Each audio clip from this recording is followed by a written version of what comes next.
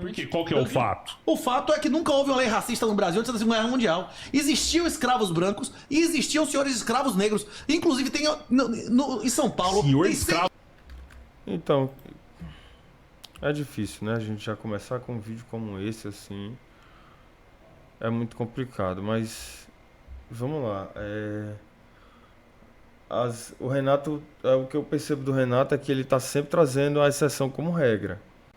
E ele sempre recorre à exceção para desenvolver o seu raciocínio. Eu acho isso problemático, porque a exceção ela precisa ser considerada, mas ela não pode ser reconhecida como regra, porque a regra é o que... Mas o que seria a exceção, o que seria a regra? Eu acho que é importante a gente pensar nisso, né? A exceção é aquele caso isolado que acontece em um modelo, dentro de um modelo, e tem uma variação anedótica. O que isso quer dizer? Que há uma série de repetições conjuntas e que dentro dessas repetições conjuntas há uma variação anedótica. Mas essa variação anedótica não implica no movimento que essas relações conjuntas apresentam. Então, você tem que considerar a exceção? Tem que considerar a exceção. Mas aí você considerar a exceção como regra é você incorrer num erro. Só que eu acho que isso é... Por que tu tá tentando falar difícil? Não, tô trazendo uma análise um pouco mais, né, mais complexa. Eu acho que isso é o que melhor o Renato faz, né? Ele sempre trabalha na regra, na exceção como regra. Então ele sempre acaba incorrendo uma série de equívocos, né? Você falar, por exemplo, que no passado colonial você tinha escravizados brancos e você tinha senhores de escravos negros, é pegar uma exceção que precisa ser muito bem investigada para saber se de fato há uma realidade aí. Para saber se de fato de onde vem esse dado, qual é a fonte desse dado, para a gente saber se de fato isso foi uma realidade, aconteceu de fato. Porque eu nem sei se isso aconteceu, tá? Só pra... Assim, eu acho que ele parou e assistiu o filme da Escravizaura, e aí ele tá tomando como ponto de partida para o raciocínio o filme da Escravizaura, só pode ter sido. Porque a gente tem que ver de onde é que... Cadê esse dado? Cadê essa informação? De onde é que vem essa informação? Essa informação vem de onde? A gente precisa saber disso, para saber se ela é real, né? Então é muito complicado. Mas o Renato é o rei de fazer isso aqui, né? Generalismo, né? Escravo negro? Tem Senhor de escravo negro, já ouviu falar? Dezenas de senhores de escravo negro. Tinha cemitério. Chica da Silva era negra ou era branca? Negro. Tinha quantos escravos? Caralhada. Inclusive, tem cemitério em São Paulo das escravas sexuais brancas de olho azul. Você nunca ouviu falar em polaca, não? Os caras iam lá, oferecia a dote e diziam, não precisa me dar um centavo, eu só dei a passagem que eu vou levar ela pro Brasil. Chegava lá e vendia como escrava sexual, não é isso? Caraca, O cara fazia 3, 4... Não, ele tá misturando aqui alhos com bugalhos, né? Ele tá falando ele tá misturando coisa aqui. Tá misturando coisa. Ele tá misturando coisa com coisa. Isso aqui, calma. Ele tá falando de escravização de mulheres brancas, e tá misturando isso com escravização de pessoas negras. Isso pode não ter relação nenhuma, gente. Isso pode não ter relação nenhuma. Então, se tá misturando coisa com coisa, né? Polaca é a Constituição polaca, né? Isso. Polaca era o sinônimo de prostituta, né? Era da escrava sexual, loirinha de olho azul, que os caras prostituíam no final da monarquia. O cara ia lá buscar pra ser escrava. Tô dizendo que isso aqui não é problemático? Porque ninguém fala de... Tô dizendo que isso não é problemático? É problemático, né? É problemático. Mas isso incide especialmente sobre a análise de gênero, mais do que sobre a análise de raça. Que a gente teria que ver a condição dessas mulheres. A gente teria que ver por que elas eram escravizadas. Elas eram... Tem que ver o modelo dessa escravização.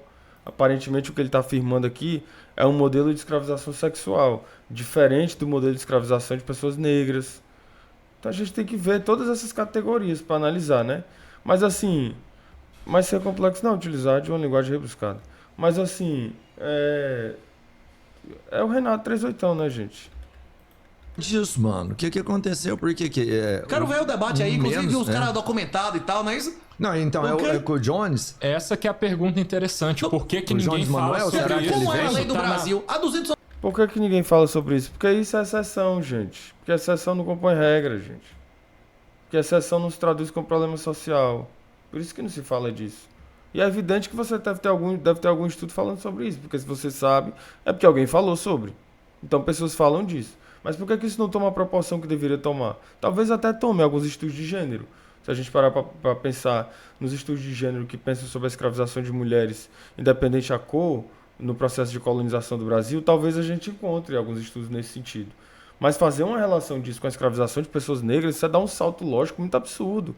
Porque você não tem como afirmar de que forma que era esse modelo de escravização. É como eu falar, por exemplo, que na Grécia tinha escravizados.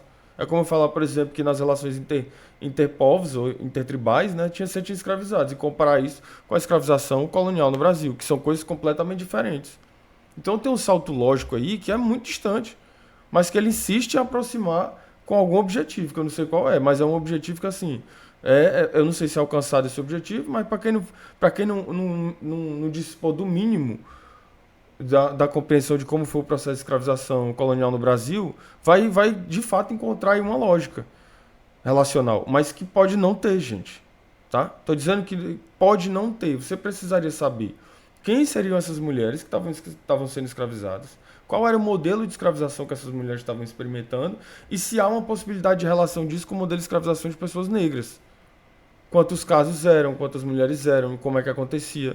Ele está falando, por exemplo, que eram mulheres trazidas do continente europeu. Então, será que era o mesmo modelo de escravização? E será que fazer uma relação com disso, com a escravização de pessoas negras não é muito absurdo? Então, tudo isso precisa ser visto, né?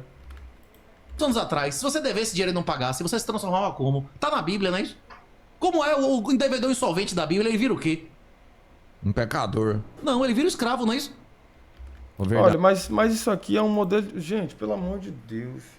Ele está falando de um modelo de escravização que é completamente... Você não...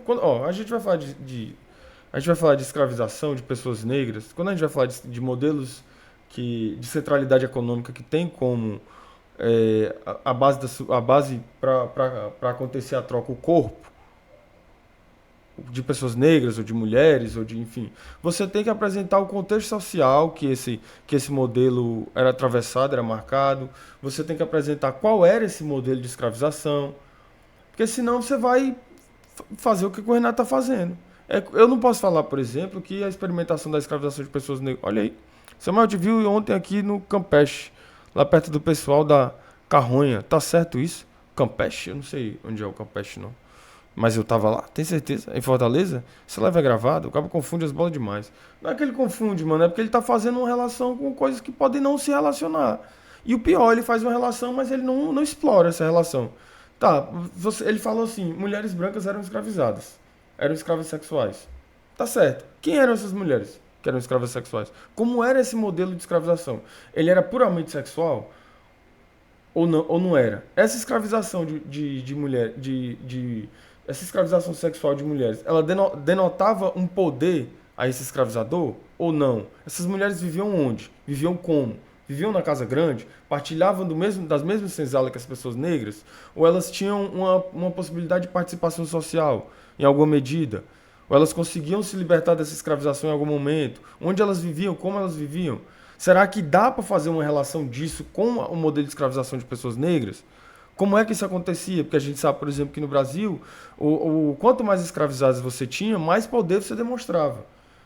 Mais posse você demonstrava, porque a sua posse e a possibilidade de poder residia especialmente na quantidade de escravizados, no tamanho do cafezal, no que você podia produzir.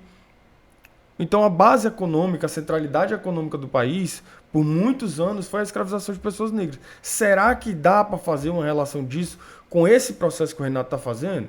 Será que dá? Será que cabe essa relação? Será que isso não é um salto lógico muito absurdo que não pode ser feito? Então essas perguntas elas precisam ser feitas, porque o que o Renato faz ele fala uma coisa e ponto. Tá, mas espera aí. Você viu que mulheres brancas eram escravizadas sexualmente no Brasil. Tá certo. Mas aí, onde é que era? Como é que era? Como é que acontecia esse processo? Aqui no estado do Ceará, por exemplo, a gente sabe que no final já no final da escravização de pessoas negras, você tinha mais pessoas pardas escravizadas do que pessoas negras. A gente sabe disso. A gente sabe, por exemplo, que inclusive é descrito nos Agudais de Lagos. Os Agudais de Lagos, que eu não vou lembrar agora de quem que é a autoria, mas pesquisem aí. Na obra Os Agudais de Lagos, a autora ela apresenta toda a forma como foi desenvolvido um sistema institucional para não reconhecer escravizados chegados do continente africano, mas já reconhecia a nacionalidade dos escravizados brasileiros. Então, esses ex-escravos ou escravizados que chegavam no Brasil, eles não encontravam uma moradia. Não encontravam hospitalidade, não encontravam moradia, não encontravam cidadania reconhecida. Então, para onde é que eles iam? Para Lagos.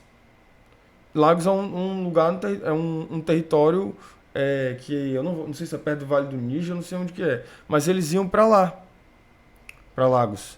E, inclusive, eles conseguiram desenvolver em Lagos um território com muita brasilidade. Em algum momento eles falavam português brasileiro, e não português de Portugal. Só que como a coroa inglesa chegou em Lagos e transformou Lagos em um protetorado, no passar dos séculos eles foram incorporando a língua inglesa. Então, essa é uma análise um pouco mais complexa de como o aparato institucional transformou o Brasil em um país hostil para a recepção de escravizados da África, do continente africano. Só que esse é um modelo que eu estou apresentando um modelo de uma forma bem mais complexa do que eu dizer assim, do que eu fazer que eu desenvolver uma lógica relacional de um caso, em exceção, com uma regra. Então, se você vai fazer isso, você tem que se propor a fazer isso com um pouco de qualidade. Olha só, vamos lá.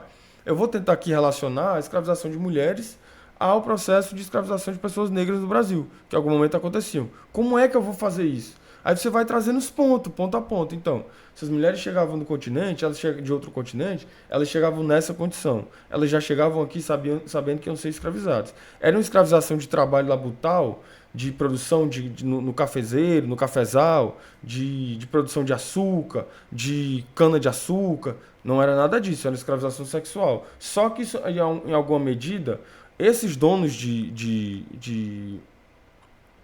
esses donos da Casa Grande, eles também denotavam poder pela quantidade de mulheres escravizadas que tinha. Será que era assim?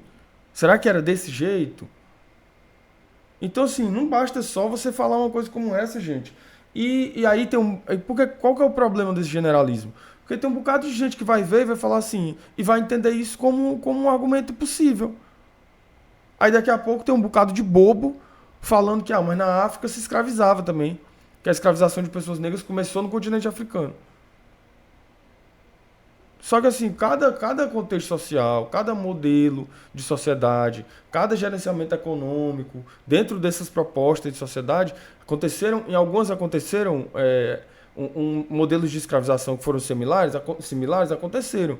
Mas isso quer dizer que é um fato pan-universal? Não quer dizer isso. Não quer dizer que todos esses modelos de escravização foram iguais. Então, é uma coisa muito, muito, é uma coisa que a gente tem que tomar cuidado. Mas assim, é difícil porque a gente sabe de quem que a gente tá falando, né? A gente sabe da figura que a gente tá falando, né? Verdade. Essa era a lei, porra, nesse país há 200 anos atrás. Branco ou negro, se você não pagasse sua dívida, virava o quê? Um escravo. Escravo. E aí tinha vários escravos brancos. Sei lá, cara, mas eu acho que... inclusive. Aí a cota racista agora vai tirar a vaga do descendente do escravo sexual branco pra dar ao senhor de escravo negro. Olha, tá vendo que, gente, é um salto lógico que é muito absurdo, assim. É muito absurdo. Mas é um salto lógico muito absurdo. Primeiro ele tá dizendo que cota é racista. Já ele tá afirmando que cota é um mecanismo, uma ferramenta racista. Eu acho que ele não faz ideia do que é racismo. Já começa daí. Depois ele está fazendo uma relação disso, afirmando que você pode tirar a vaga de um candidato que teve a sua ancestralidade assentada na escravização de pessoas brancas, escravos sexuais, tarará, entregando isso para um senhor de escravos negro. Sabe? Então, assim, é uma coisa que é complicada essa relação. É muito complicada. Aí vamos ver, ele falou isso. Ele disse isso. Vamos ver como é que ele vai explorar esse argumento agora. Vamos ver.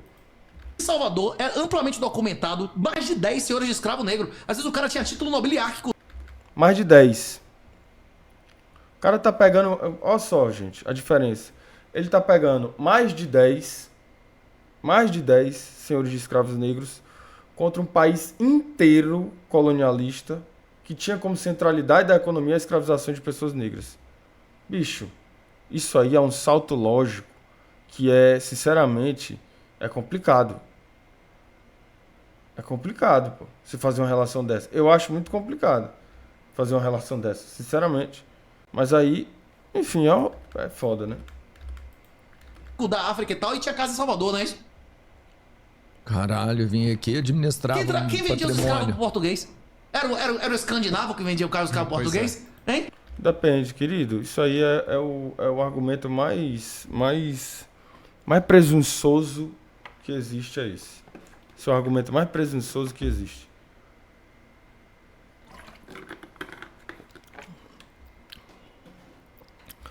Por que é o argumento mais presunçoso que existe? Porque ele está dizendo que as populações, os povos, que as coletividades étnicas do continente africano entregavam os escravizados, entregavam as pessoas de cor para a coroa portuguesa para serem escravizadas. A gente sabe que houve um processo de colonização também no continente africano.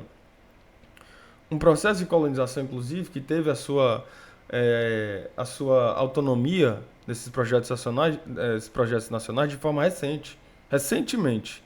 Então, se a gente estava experimentando no Brasil, por exemplo, em 64, um regime ditatorial empresarial, militar, a gente estava experimentando no continente africano em 64, 85, 87, a libertação desses povos frente à coroa portuguesa. E até 2000, por exemplo, você tinha países como Timor-Leste, como Angola, como Cabo Verde, como Guiné-Bissau, países que ainda pagavam para a coroa portuguesa. Então houve um processo de colonização também nesses países. E você sugerir que de forma pacífica esse processo aconteceu e que esses povos entregavam livremente essas pessoas negras para a coroa portuguesa, isso é presunçoso. Isso é presunçoso. Muito presunçoso. Na Bélgica, inclusive, a gente tem relatos, gente, de zoológicos de pessoas negras. Na Bélgica.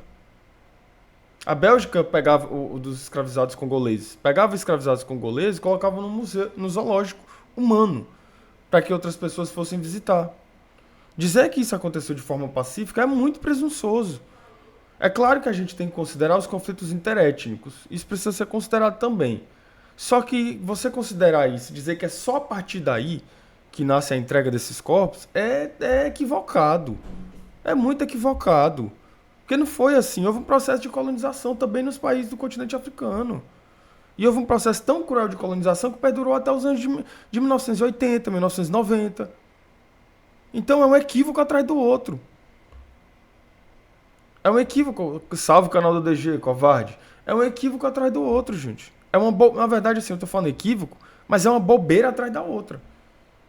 É uma merda atrás da outra que ele tá falando. E aí ele vai falar isso, ele fala assim, tem mais de 10... Em Salvador a gente tem mais de 10... Mais de 10 é quantos? A gente tem mais de 10 senhores de escravos negros. Perto de um país que foi toda a economia foi centralizada no comércio de corpos negros. Mais de 10, você acha que isso é um número plausível para desenvolver uma lógica relacional? Que eu acho que não é. Mas se você acha que é, só que é absurdo atrás de absurdo. É absurdo atrás de absurdo. Quem é que vendia escravo português? Era o escandinavo? Era quem? Senhores africanos. Quem é quem? É equivocado. Equivocado.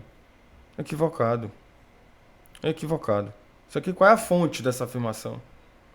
Qual é a fonte dessa afirmação, gente? É isso que a gente quer saber. A fonte dessa afirmação é qual? De onde é que você está tirando isso? Você está falando do quê? Você está falando de conflitos interétnicos? Eles existiam. Inclusive no Brasil, você tinha povos originários que eles tinham relação com a coroa portuguesa e que esses povos, dentro dessa relação, tinham um problema, um conflito interétnico com outro povo e se associavam à coroa portuguesa para derrotar esse outro povo. Mas dizer que isso aí estruturou o processo de colonização indígena, aí é muita presunção, é ir muito longe. É ir muito longe. É ir muito longe. Eu falar assim, não, peraí. A gente tinha conflitos aqui interétnicos entre povos. E aí algumas populações, elas fizeram suas associações com a coroa portuguesa para pegar armas, para destruir aquele outro povo, porque, enfim, havia alguma coisa ali, um conflito territorial, um conflito de guerra, um conflito... Enfim, havia uma série de tensões entre esse povo e aquele outro povo. Vamos pensar, por exemplo, nos Tremembé e nos Caiapó. Os Tremembé não se entendiam com os Caiapó. Por quê? Porque havia um misticismo. Isso aqui é... Eu estou fazendo um exemplo, tá?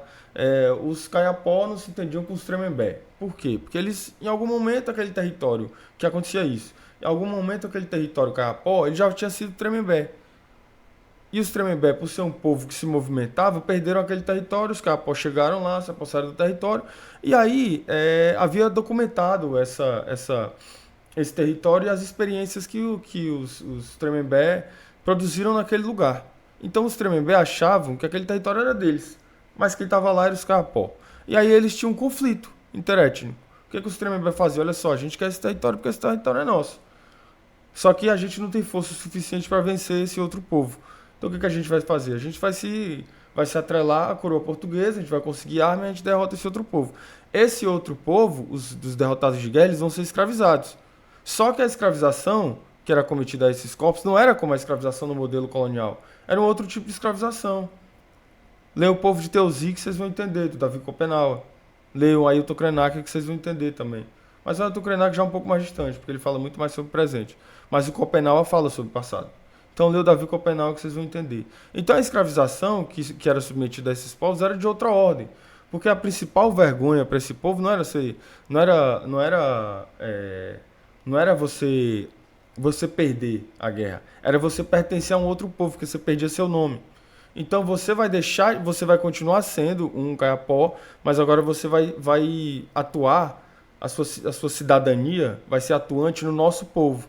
Então você vai perder o seu traço cultural, você vai perder muito da sua língua, você pode perder o seu nome, mas você não perde a sua cidadania e você não é privado de liberdade. Só que aqueles significados da sua cultura, aqueles sentidos, as marcas do seu corpo, as ornamentações, a pintura, tudo isso você vai perder. E aí é onde está a vergonha. Mas veja como é um modelo de escravização que é diferente do modelo de escravização colonialista. É um outro modelo de escravização, porque você não perde a sua cidadania. Leiam Davi Copenau. Você não perde a sua cidadania. Você exerce a sua cidadania em um outro povo de uma outra forma. Se eu pegar isso aqui para eu falar assim, esses povos aqui, eles escravizavam igual escravizava o povo europeu, eu vou produzir um equívoco. Eu vou estar incorrendo em um equívoco. Eu vou estar incorrendo em um equívoco. Certo? Que é o que o Renato está fazendo. Se vocês quiserem saber como aconteciam esses conflitos interétnicos, vocês procurem no texto do Paul Stoller o capítulo Molho de Djebo. O Molho de Djebo. Procurem nesse capítulo o Molho de Djebo. Davi Copenau, o nome do autor. Procurem na obra do Paul Stoller.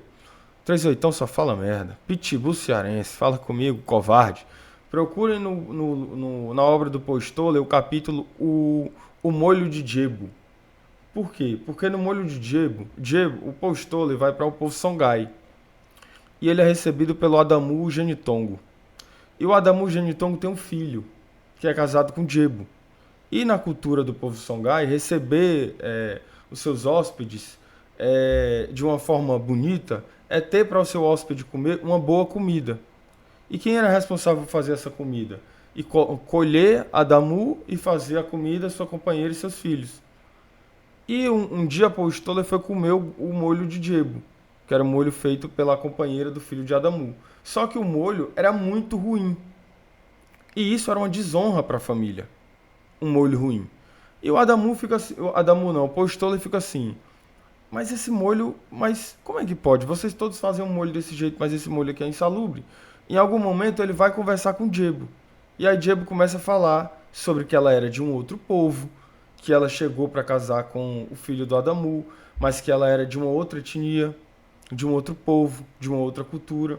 E aí, na casa de Adamu e naquele território, havia uma série de conflitos interétnicos. Por quê? Porque a família de Adamu era envergonhada com o fato do filho ter se casado com uma menina de um outro povo.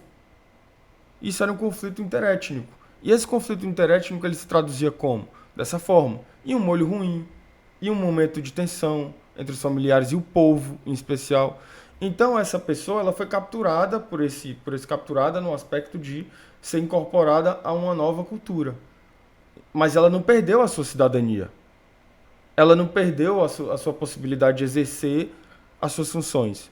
Só que ela tem essas funções reconfiguradas por um novo modelo. Que não é tenso? Não, é tenso sim. Porque é uma nova cidadania, que pode não ser bem-vinda, que dizem que ela é de outro povo, que ela não é desse povo, que ela está sujando a imagem daquele povo. Então essas tensões interétnicas, elas existem. Elas existiram. Só que você não pode comparar isso com um processo de escravização de pessoas da colonização. Porque isso aí há uma distância muito enorme.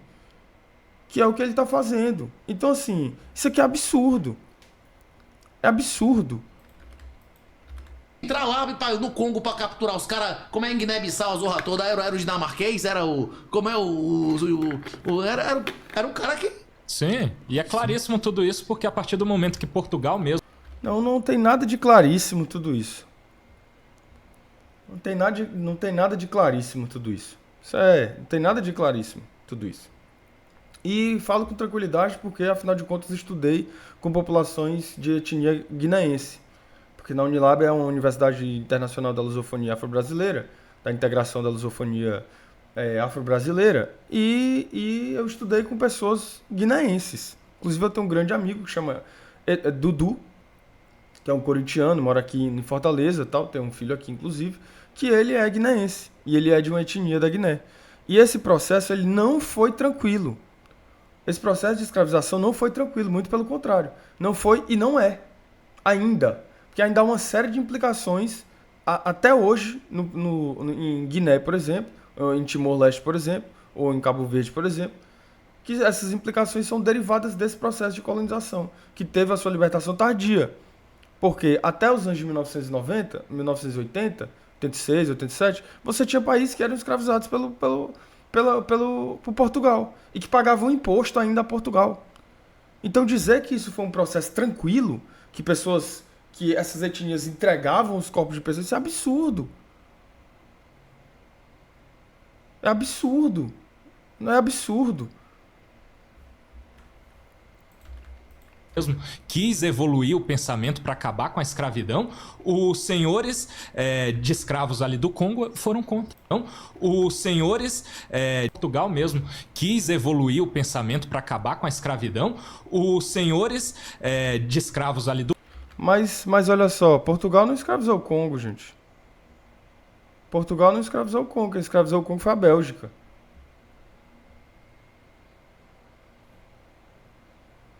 Como é que Portugal não escravizou o Congo? Até onde eu sei, o Congo foi... As etnias congolesas foram escravizadas pela Bélgica. Então, de onde é que ele está tirando essa informação? Do cu, né? Tá tirando do cu essa informação, né? Uma coisa é você ter relação. Outra coisa é você escravizar esses povos. Então, gente, mas do Congo foram contra. Foram eles que não queriam. Portugal quis, em dado momento, acabar com isso de maneira pacífica ali, conversada com os senhores africanos mesmo, e o rei do Congo era um exemplo disso. O nosso império e ele era contra isso. O Império Brasileiro proibiu o tráfico, não é isso? O Império Brasileiro proibiu os idosos serem escravos, teve a lei do ventre livre. Inclusive, um dos grandes motivos do Império ter acabado foi a revogação de propriedade. Uhum. Aí que a escravidão acabaria de qualquer maneira em menos de 40 anos, não é isso? Gente, como é que você afirma categoricamente que a escravização de pessoas acabaria em 40 anos?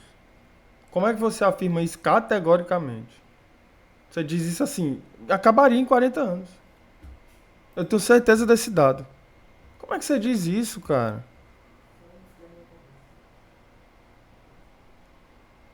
Como é que você diz isso? É muito complicado afirmar isso. Sim. Já não tinha lei do ventre livre há mais de 10? Nossa, quando já tinha a lei do sexagenário, não é isso? A escravidão acabaria no Brasil antes da Segunda Guerra Mundial, velho. Você tem a lei do ventre livre, mas você tem... Olha só, são alguns pontos aqui que eu acho que a gente pode... Cabe em algumas análises. Você tem a lei do ventre livre, o filho vai nascer livre, mas os pais são escravizados. Esse filho vai viver como? Vamos pensar nisso, gente. Você tem a lei do ventre livre, tá, mas os pais são escravizados. Essa criança vai viver onde? Vai viver como? Não vai viver na casa de engenho? Não vai partilhar da senzala?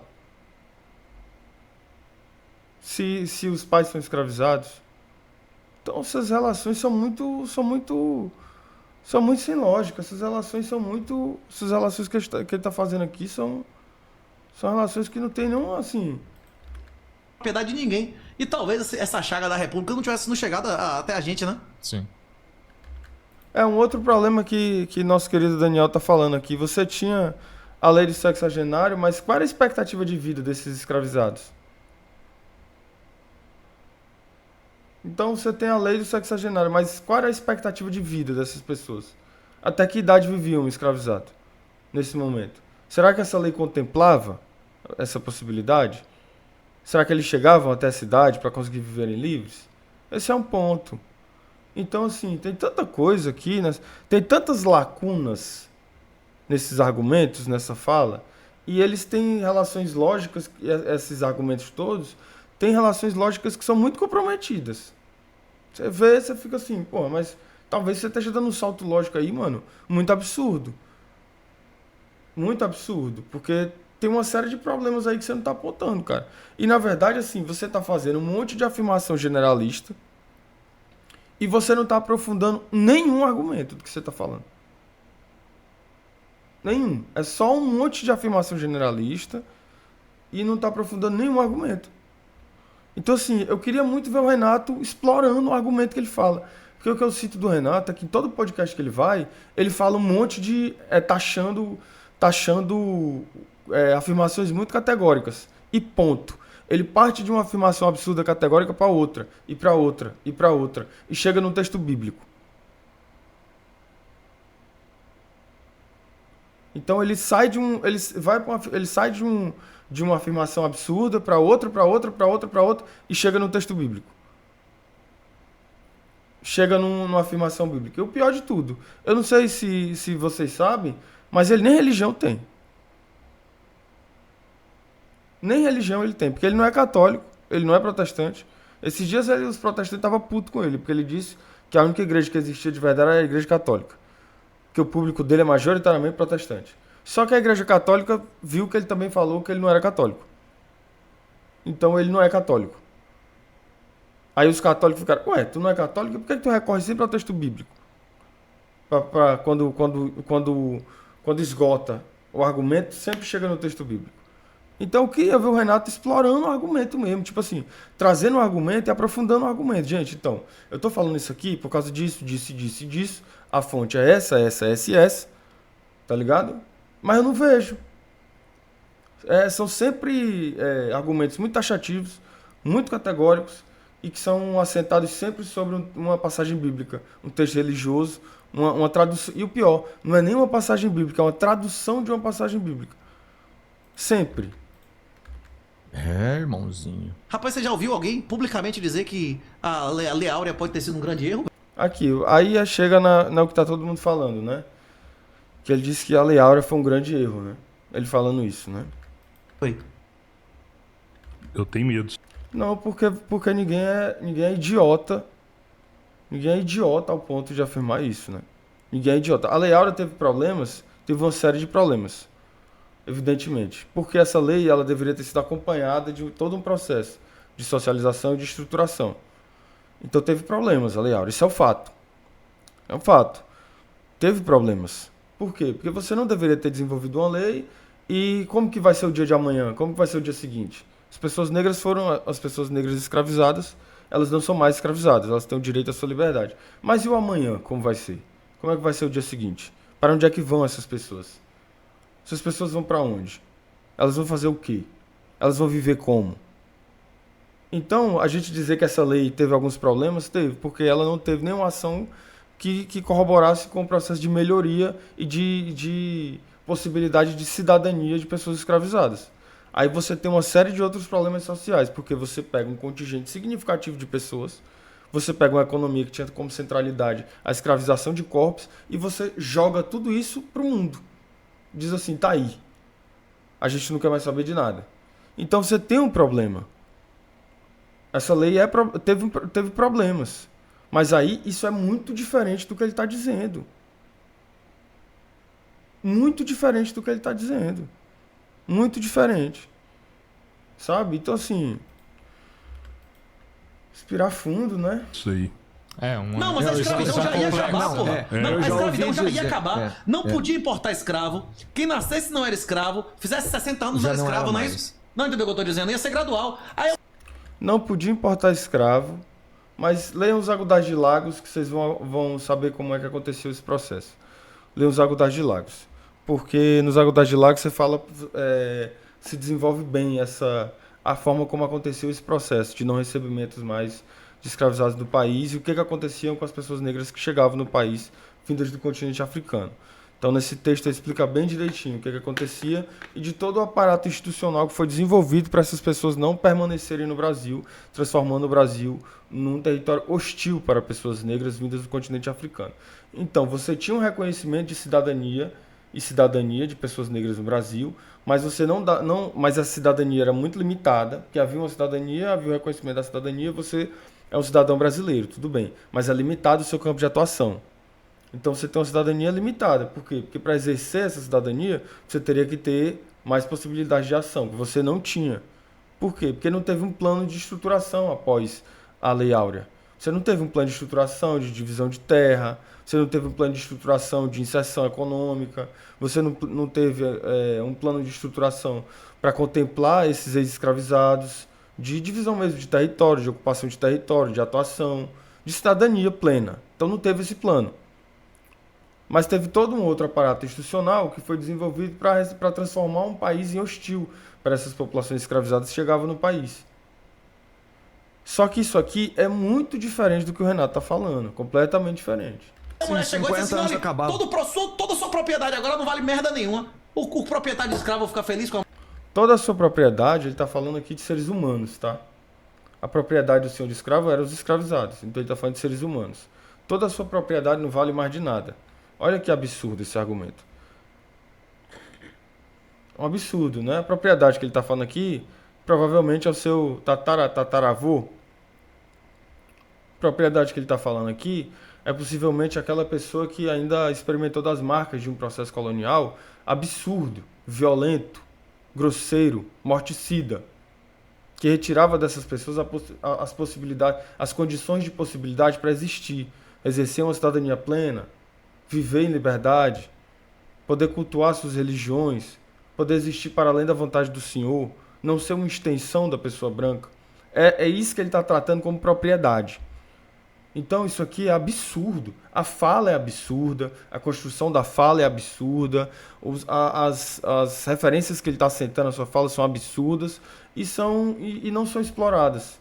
Então é um conjunto de absurdos e mais absurdos, taxativos e categóricos, sem um mínimo de escrutínio no argumento.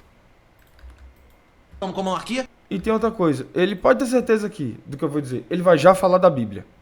Ele vai já falar de alguma coisa bíblica. É bíblico, tá na Bíblia, pode ter certeza. Quando esgotar o argumento, ele vai falar da Bíblia. Vamos ver.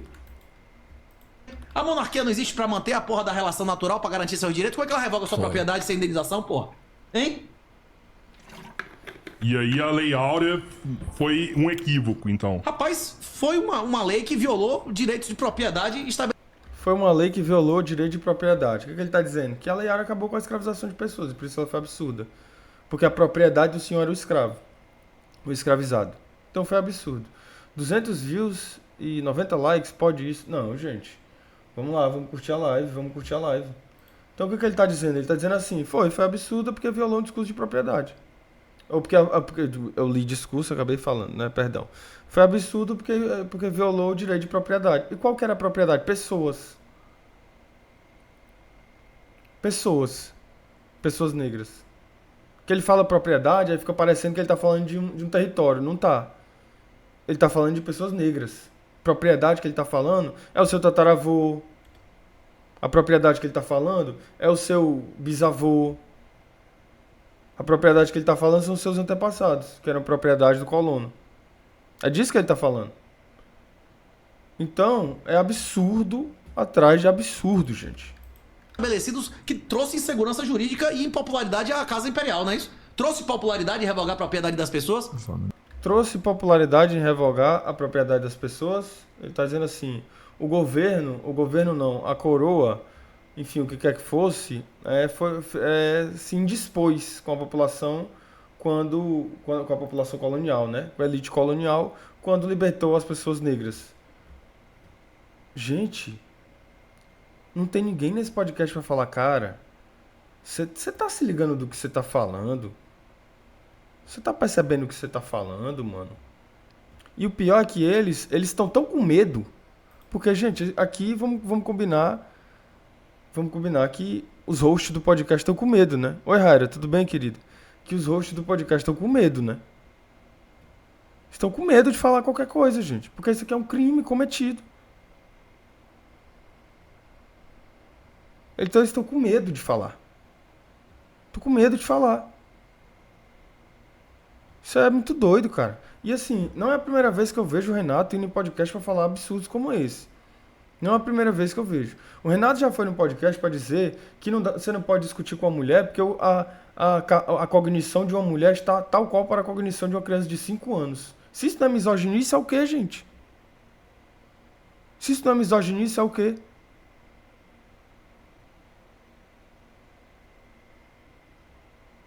Então, assim, eu quero saber até quando a gente vai permitir que esses discursos, eles ganhem força e eles ganhem consonância e essas pessoas tenham seguidores. Eu quero saber é isso. Até quando a gente vai permitir que essas pessoas tenham espaço para falar esse tipo de coisa? Até quando? É isso que eu quero saber. Hein? Não tem como, né?